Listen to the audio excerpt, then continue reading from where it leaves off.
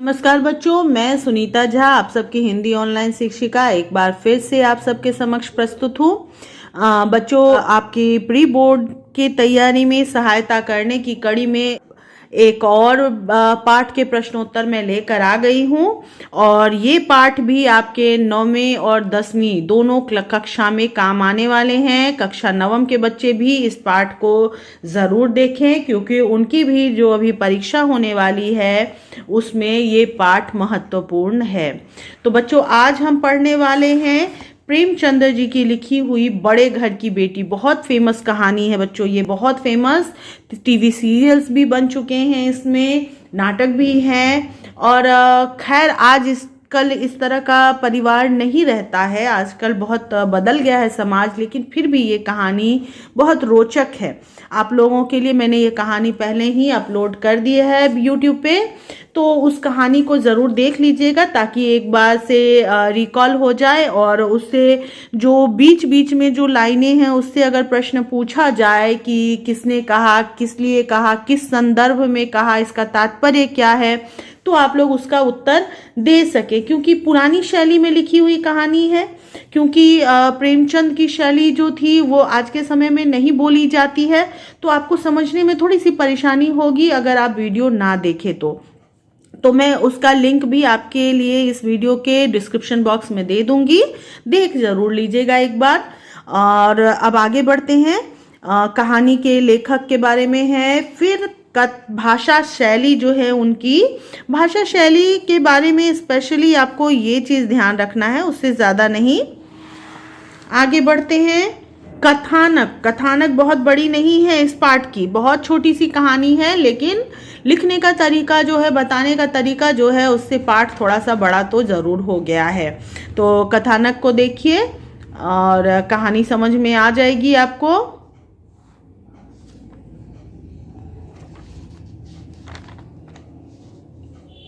अब आते हैं स्मरणीय बिंदु। इनको तो ज़रूर से पढ़िएगा और ध्यान रखिएगा, क्योंकि मैं जितना भी कॉपी चेक करती हूँ ना, मुझे दिखता है कि आप लोग नाम ही भूल जाते हैं कि पाठ में कौन सा नाम है। उमा, कमला, राजेश्वरी, आनंदी, बेला आदि स्त्री पात्रों में जीवन लाल, लाल बिहारी, बेणी माधव, श्रीकंठ, प्रमोद, रमेश आदि पुरुष पात्रों में जो भी है, आप लोग नामों को ऐसे मिक्स कर देते हैं, सारे चैप्टर के नाम आप लोगों के लिए एक ही जैसे हो जाते हैं और कोई भी पाठ में किसी का भी नाम डाल देते हैं, तो उससे क्या होता है कि आपका आंसर ही गलत हो जाता है। तो आप लोग ये नहीं करेंगे और स्मरणीय बिंदु को पढ़ लेंगे, उससे आपको नाम सब एक बार रिवाइज हो जाएगा, रिकॉल हो जाएगा, उनके बारे में आपको ध्यान रहेगा, तो आप उस उत्तर सही से लिख पाएंगे। ठीक है,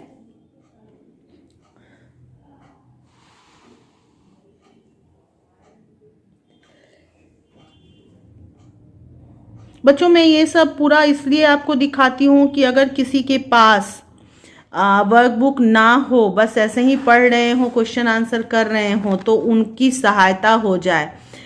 या फिर हो सकता है कि दूसरे तरह की वर्कबुक आपके पास हो, किसी दूसरे प्रकाशन की वर्कबुक हो, तो उसमें कुछ डिफरेंट हो और इसमें कुछ डिफरेंट हो, तो आपको दो सहायक पुस्तिकाओं की सहायता मिल जाएगी। इसलिए मैं ये डिटेल में आप लोगों को दिखा देती हूँ, तो इसको नज़रअंदाज बिल्कुल मत कीजिएगा, बहुत ज़रूरी चीज़ें हैं।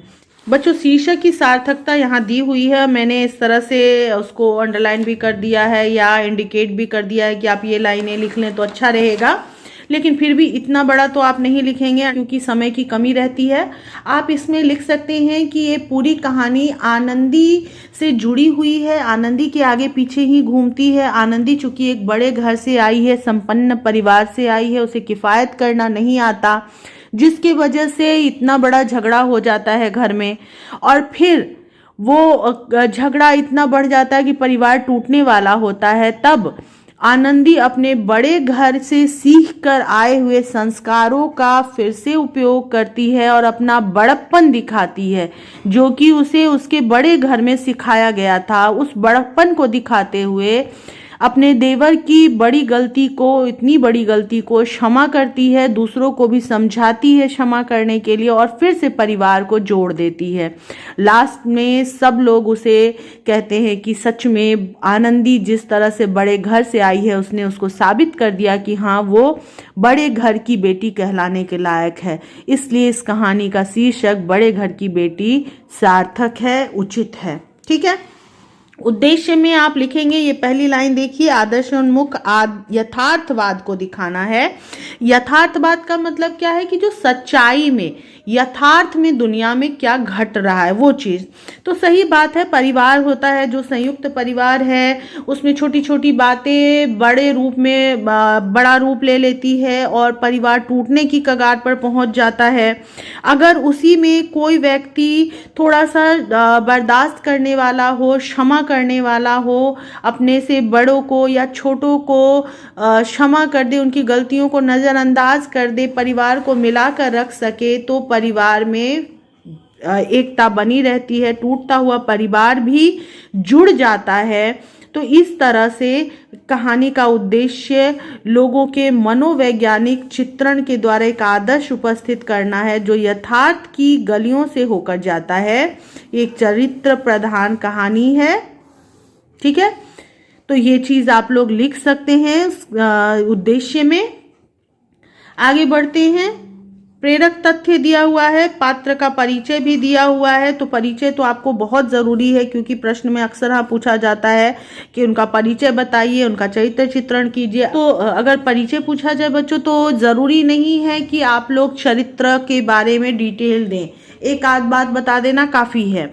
उसका सिर्फ परिचय देना है कि वो कौन था, क्या उम्र थी, किसका रिश्तेदार था, किस जगह रहता था, ये सब अगर बताया हुआ है पाठ में तो वो लिख देना है।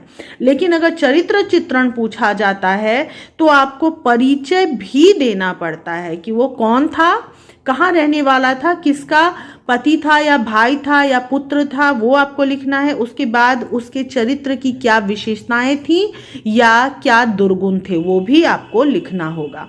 ठीक है, आगे बढ़ते हैं। चरित्र चित्रण यहाँ पे दिया हुआ है। वेणी माधव सिंह, श्रीकंठ,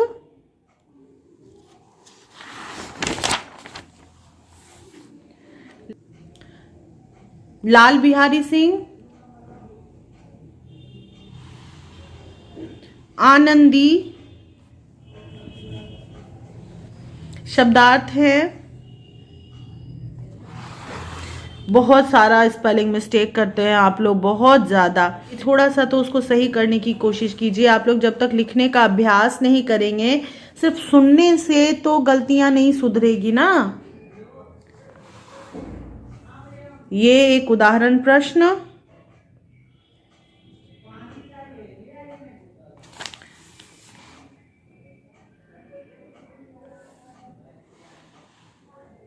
बच्चों, टाइम मैनेजमेंट बहुत ज़रूरी चीज़ है। ध्यान रखेंगे कि कोई प्रश्न आप इतना बड़ा ना लिखें कि आपका दूसरा प्रश्न लिखने का समय खत्म हो जाए, क्योंकि हर प्रश्न 10 नंबर का है। 10 नंबर मायने रखता है, बहुत ज़्यादा मायने रखता है। तो आप किसी भी प्रश्न को मिस नहीं कर सकते हैं। टाइम मैनेजमेंट बहुत ज़रूरी है। मैंने टाइम मैनेजमेंट पे आधारित एक लाइव क्लास दी थी पिछले साल, वो वीडियो में आपको ज़रूर मिल जाएगा। आप चाहे तो उसको देख लें कि परीक्षा में किस तरह से लिखना है और उसको किस तरह से टाइम को मैनेज करना है, कितना समय किस प्रश्न को देना है। उसमें बहुत डिटेल में मैंने छोटे छोटे प्रश्नों के उत्तर बताए हैं। बहुत से प्रश्न जो लाइव क्वेश्चन किए गए थे उनका भी उत्तर मैंने दिया है। तो आप उसको अगर आप देख लेते हैं तो शायद आपको प्रश्न उत्तर करने में थोड़ी आसानी हो जाएगी। अब आते हैं बच्चों अभ्यास माला में। पहला प्रश्न जो है, यहाँ किस देहाती गृहस्थ के मकान की बात की जा रही है, तो वो मैंने पूरा उत्तर लिखा हुआ है। ठीक है। अगला प्रश्न जो है, आनंदी कौन है, उसकी पुरानी और नई परिस्थितियों का अंतर स्पष्ट करें। तो आपको पहले तो लिखना पड़ेगा कि आनंदी श्रीकंठ सिंह की पत्नी है, एक छोटी सी रियासत के तालुकेदार भूप सिंह जी की बेटी है, और उसी के साथ साथ ये कहानी आगे बढ़ती, इस कहानी के मुख्य पात्रा है। अब लिखेंगे उसकी पुरानी परिस्थिति, वो विशाल भवन में रहती थी और उसके पास क्या सुख सुविधाएं थे, यहाँ तक आप लिखेंगे। पहले वो ऐसे जीती थी ऐशो आराम की जिंदगी, ठीक है। उसके बाद आप लिखेंगे लेकिन अब उसकी नई परिस्थिति जो है, अपने नए घर में जो आई, तो यहाँ पे उसे कुछ भी नहीं मिल रहा है, कोई भी चीज। बस वहाँ एक सीधा साधा देहाती गृहस्थ का मकान है और उसको इस नए परिस्थिति में खुद को ढालने की कोशिश वो कर रही है और विलास के समान जैसे लग रहा है कि उसने कभी देखे ही नहीं है, उस परिस्थिति में वो आ गई है, ठीक है। तो ये आपको लिखना पड़ेगा। अब आगे बढ़ते हैं। विलास के समान से क्या अर्थ है? विलास के समान का अर्थ ये होता है भोग विलास, ऐशो आराम की चीजें जो आराम के लिए, दिखावे के लिए जरूरी होती है। उसके मायके के विलास के समानों का उल्लेख कीजिए, वही है बेटा यहाँ पे। देखिए यहाँ से आप लिखना शुरू करेंगे और यहाँ तक लिख देंगे।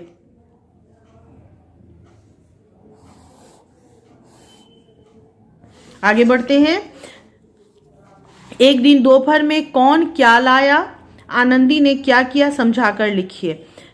तो बिहारी लाया था एक चिड़िया और उसने बनाने के लिए कहा था। वो खाना पकाने लगी, मांस पकाने लगी और उसने सारा घी डाल दिया जो कि सिर्फ पाव भर के करीब था। तो ये उत्तर मैंने पूरा लिखा है। लाल बिहारी कौन है, उसके क्रोधित होने का क्या कारण था, समझाइए। लाल बिहारी बेनी माधव सिंह का बेटा और श्रीकंठ सिंह का पहलवान भाई था।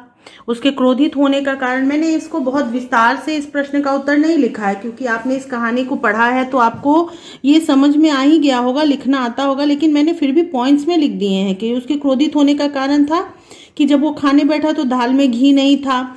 उसने जब पूछा तो कहा गया कि उसने सारा घी, एक पाव घी था, सारा घी मैंने मांस में डाल दिया। तो उसको गुस्सा इस बात का भी आया कि परसों ही घी आया था, इतना जल्दी समाप्त कैसे हो गया। उसके क्रोध का एक कारण ये भी था कि जब वो आनंदी को कहता है कि आपके मायके में तो ऐसा लगता है घी की नदी बहती है, तो आनंदी कह देती है कि हाँ, हाथी मरा भी तो 1.25 लाख, मेरे मायके में इतना घी तो नाई का हार खा जाते हैं। तो ये चीज सुनना भी उसके लिए क्रोध का कारण बन गया। उसे लगा कि वो लाल बिहारी सिंह के परिवार का मजाक उड़ा रही है, अपमान कर रही है। दूसरा कि वो भूखा था, जैसा कि लेखक ने लिखा है कि भूखा होने पे आदमी जल्दी क्रोधित हो जाता है, तो वो भूखा था और इतनी सी बात सुनकर वो बहुत ज्यादा क्रोधित हो गया।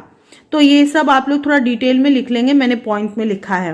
लाल बिहारी ने खड़ाऊ उठाकर किस पर फेंकी, उसकी क्या प्रतिक्रिया हुई, समझाकर लिखिए। तो श्रीकंठ सिंह की पत्नी और अपनी भाभी आनंदी पर फेंका। उसके बाद आप पेज नंबर 34 में जाएंगे, पैरा जो है लास्ट 2, पेज नंबर 34 में। यहाँ देखिए कि आनंदी को खड़ाऊ से चोट लगी तो उसने खुद को बचा तो लिया, लेकिन क्रोध के मारे एकदम से पत्ते की तरह कांपते हुए कमरे में चली आई और जो है आनंदी खून का घूंट पीकर रह गई क्योंकि उसका पति वहां पर नहीं था। तो स्त्री का बल होता है अपने पति का पुरुषत्व, ठीक है। और उसके बाद उसने क्या किया, उसने 2 दिन तक अपने पति का इंतजार किया, कोप भवन में बैठी रही, ना कुछ खाया ना कुछ पिया और उस बाट देखती रही अपने पति के आने का। तो ये यहाँ तक आपको लिखना होगा, यहाँ से यहाँ तक। आगे बढ़ते हैं।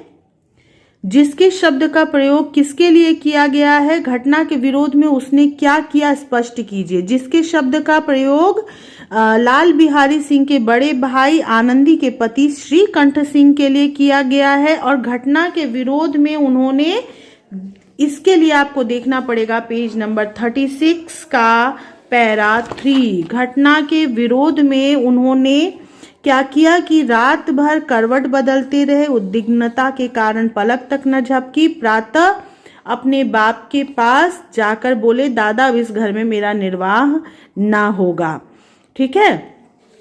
उसके बाद थोड़ा सा मैंने यहाँ पे लिखा है, साथ ही उसने यह भी कहा कि वे अब लाल बिहारी के साथ नहीं रह सकते, उससे उनका कोई संबंध नहीं रहा। ये भी आप लिख देंगे, ठीक है। उम्मीद है आपको समझ में आ रहा होगा। आपकी दृष्टि में लाल बिहारी का कितना दोष था? तर्कपूर्ण उत्तर दीजिए। मैंने पूरा लिखा है। मेरे दृष्टि में उसका दोष था क्योंकि उसे आनंदी को थोड़ा समय देना चाहिए था नई परिस्थितियों में ढलने का। उसके अलावा वो एक स्त्री थी तो उसका सम्मान करना चाहिए। उससे उम्र में भी बड़ी थी, रिश्ते में भी बड़ी थी, तो उसका सम्मान करना उसका फर्ज बनता था और इस छोटी सी घटना को इतना आगे बढ़ाने की जरूरत भी नहीं थी। आगे बढ़ते हैं। इस प्रश्न का उत्तर मैंने पूरा लिखा है। वक्ता कौन है? तो वक्ता कौन है में आप सिर्फ श्रीकंठ नहीं लिखेंगे, आपको लिखना होगा वक्ता बेनी माधव सिंह का पुत्र और आनंदी का पति श्रीकंठ है। पूरा लाइन लिखेंगे। मैंने सिर्फ श्रीकंठ लिखा है, आप इतना नहीं लिखेंगे, आपको थोड़ा बड़ा लिखना होगा। ठीक है। उसके बाद अगला प्रश्न, किस स्त्री की बात की जा रही है और उसका क्या दोष था? उसकी मान प्रतिष्ठा पर आंच क्यों आई? आनंदी के बारे में बोला गया है। और आनंदी कौन है? श्रीकंठ सिंह की पत्नी, बेनी माधव सिंह की बहू। लाल बिहारी के अनुसार उसका दोष आप लोग इस तरह डायरेक्ट नहीं लिखेंगे, आप लोग लिखेंगे लाल बिहारी के अनुसार आनंदी का दोष था कि उन्होंने सारा घी मांस में डालने और फिर बढ़ चढ़कर लाल बिहारी से बहस करने का अपराध किया था। ठीक है। आनंदी के देवर लाल बिहारी ने उन्हें भला बुरा कहते हुए उन पर खड़ाऊ फेंक कर मारा, वो भी तब जब उनके पति घर में नहीं थे। अतः उपरोक्त वाक्य श्रीकंठ सिंह के द्वारा उस घटना के विरोध में कहा गया। उसकी मान प्रतिष्ठा पर आंच आई थी, वो उसका उत्तर यहाँ पे है कि उस पर खड़ाऊ फेंक कर मारा गया था। ठीक है।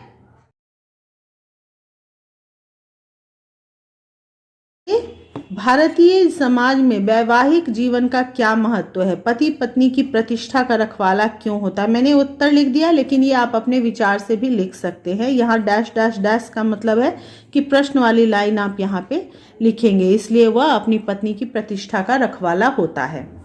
आगे बढ़ते हैं। लाल बिहारी कौन था? उसने क्या अपराध किया था? पिता का उस समय क्या कर्तव्य था? स्पष्ट कीजिए। यहाँ पे मैंने लिख दिया है उत्तर। इसका उत्तर दूसरे पेज में भी है।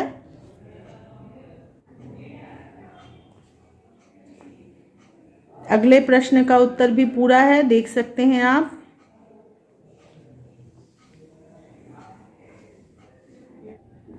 उसके बाद का जो प्रश्न है बच्चों, उसमें थोड़ा सा आपको बुक की सहायता लेनी पड़ेगी। बेनी माधव सिंह को पुराना आदमी क्यों कहा गया है? उनके अनुभवों के कारण, वो लोगों को जिस तरह से पहचानते थे उसके वजह से बेनी माधव सिंह को पुराना आदमी कहा गया। आप इतना छोटा सा आंसर नहीं लिखेंगे बिल्कुल भी। अब इसके बाद आप पेज नंबर 37 के सेकंड लास्ट पैराग्राफ में जाएंगे और उन्होंने क्या निश्चय किया था और क्यों, क्या निश्चय किया वो आपको पेज नंबर 37 में मिल जाएगा। उन्होंने निश्चय किया कि चाहे कुछ भी क्यों ना हो, second last, last second last, यहां से पूरा। ठीक है। क्या निश्चय किया और उसके बाद क्योंकि वो अपने अनुभव से समझ गए थे कि जो लोग उनके आंगन में आए हैं वो किसी काम से नहीं बल्कि तमाशा देखने आए हैं। ठीक है। अब आगे बढ़ते हैं। बेनी माधव सिंह ने पुत्र से क्या निवेदन किया? पुत्र पिता की बात क्यों नहीं समझ सका? तो वही पेज नंबर 37 में ही जो है ना सेकंड लास्ट पैराग्राफ, तो उसकी लास्ट लाइन को लिखना होगा। उन्होंने, बेनी माधव सिंह ने अपने पुत्र से निवेदन किया कि तुम्हारा जी जो चाहे करो, अब तो लड़के से अपराध हो गया, तुम उसे माफ करो या कुछ सजा दे दो, लेकिन शांत हो जाओ। उन्होंने ऐसा निवेदन किया। तो आपको ये थोड़ा विस्तार में लिखना होगा, ऐसे ही नहीं लिखेंगे। आपने विस्तार में लिखेंगे कि वो क्षमा करने के लिए बोलते हैं या सजा देने के लिए बोलते हैं, लेकिन इस तरह से घर छोड़ने के लिए नहीं कहते। ठीक है। उसके बाद जो है पुत्र पिता की बात क्यों नहीं समझ सका, उसका उत्तर मैंने लिख दिया है।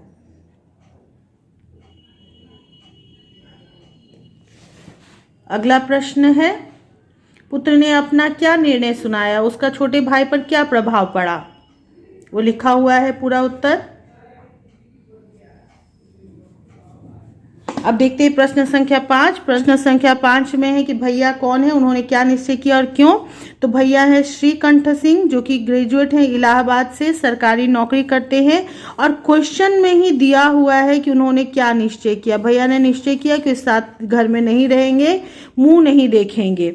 ठीक है, तो यहाँ तक जो है वो लिखेंगे आप। उसके बाद लिखेंगे क्योंकि लाल बिहारी ने उनकी अनुपस्थिति में उनकी पत्नी का अपमान किया था, उन पर खड़ाव फेंका था, उन्हें अपशब्द कहे थे। ठीक है, तो ये आप पूरा कर लेंगे। डैश डैश डैश मैंने इसलिए दिया कि ये ऐसे प्रश्न का उत्तर पहले भी हमने लिखा है, इसलिए। घटना से पूर्व वक्ता के साथ भैया का क्या व्यवहार था। तो पेज नंबर 38 का 3rd पैराग्राफ में हम चलते हैं। हाँ, तो यहाँ से आप लिखेंगे 3rd पैराग्राफ। वह श्रीकंठ के सामने चारपाई पर नहीं बैठता, हुक्का नहीं पीता, पान नहीं खाता, बाप से भी ज्यादा लिहाज अपने बड़े भाई का करता था। श्रीकंठ का भी उससे हार्दिक स्नेह था। वो कभी भी उसको डांटते नहीं थे। इलाहाबाद से जब आते कुछ ना कुछ लेकर आते थे। उन्होंने उसके लिए इनाम में पैसे लुटाए थे जब वो जीत गया था। तो उसका व्यवहार घटना से पहले बहुत प्रेम भरा था, बहुत आत्मीय था। ठीक है, उससे क्या अपराध हुआ था, वह किससे क्यों क्षमा मांग रहा था, समझाकर उत्तर लिखिए। तो अपराध तो हमने कई बार डिस्कस कर लिया है कि उसने अपनी भाभी का अपमान किया था, उसके मायके का अपमान किया था, उन पर खड़ाव फेंक कर मारा था। तो ये हम लोग कई बार डिस्कस कर चुके हैं, तो मैंने डैश डैश डैश दे दिया, आप लोग लिख लेंगे। वह श्रीकंठ और उनकी पत्नी आनंदी से क्षमा मांग रहा था, क्योंकि उसके बाद का उत्तर मैंने यहाँ पे लिख दिया, दोहराने की मुझे जरूरत नहीं है ना। चलिए आगे बढ़ते हैं। छोटे भाई को कमरे के द्वार पर खड़ा देखकर बड़े भाई ने क्या किया। पति के व्यवहार का पत्नी पर क्या प्रभाव पड़ा। पेज 39 का 2nd पैराग्राफ। हम लोग पेज 39 के 2nd पैराग्राफ में आएंगे। श्रीकंठ ने जब अपने भाई को द्वार पे खड़ा देखा तो उसने भाई को घृणा से देखकर आंखें फेर ली और कतराकर निकल गए, जैसे उसकी परछाई से भी बचना चाहते हों। आनंदी ने लाल बिहारी की शिकायत की थी, लेकिन अब इस व्यवहार को देखकर वो मन ही मन सोचने लगती है और खुद पर ही झुंझलाती है कि उसने ऐसी शिकायत क्यों की, और अगर शिकायत की भी तो श्रीकंठ इतना गर्म क्यों हो रहे हैं। उसके बाद आप ये भी लिखेंगे, रोने लगती है, उसका रहा सहा क्रोध भी पानी हो जाता है और वो रोने लगती है। आगे बढ़ते हैं, लिखेंगे श्रीकंठ सिंह का हृदय भी पिघला। श्रीकंठ सिंह के हृदय के पिघलने का कारण क्या था, उसमें कौन किस प्रकार सहायक था। मैंने उत्तर लिख दिया, भाई के पछतावे की वजह से भी वो रो रहा, उसका हृदय पिघल गया और उसके आंसू को देखकर वो थोड़ा सा द्रवित हो गया था, और आनंदी के कारण भी उसने अपने विचार को बदले, क्योंकि आनंदी उसको बार बार प्रेरित कर रही थी और समझा रही थी कि वो लाल बिहारी को क्षमा कर दे। साथ ही उसने खुद भी लाल बिहारी को क्षमा कर दिया था, जिसको देखकर श्रीकंठ सिंह का हृदय पिघल गया। आगे बढ़ते हैं। लाल बिहारी अपने अपराध से परिचित कब और किस प्रकार हुआ, वह कौन सा दंड नहीं चाहता था। ये पूरा उत्तर मैंने लिख दिया है। ठीक है,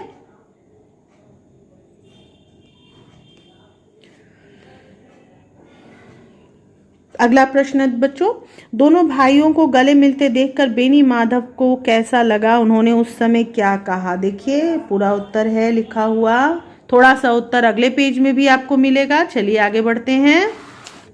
ये देखिए, ये बेनी माधव सिंह के मुंह से निकल गया था। फिर उसके बाद आखिरी प्रश्न है कि आनंदी पति से देवर की शिकायत करने पर क्यों पछता रही थी, उसने बिगड़ा काम कैसे बना लिया, स्पष्ट कीजिए। ये उत्तर थोड़ा सा बड़ा है, पूरा उत्तर मैंने लिख दिया है लेकिन थोड़ा सा बड़ा है, और यहाँ तक उत्तर लिखकर इस पाठ को समाप्त कर देते हैं।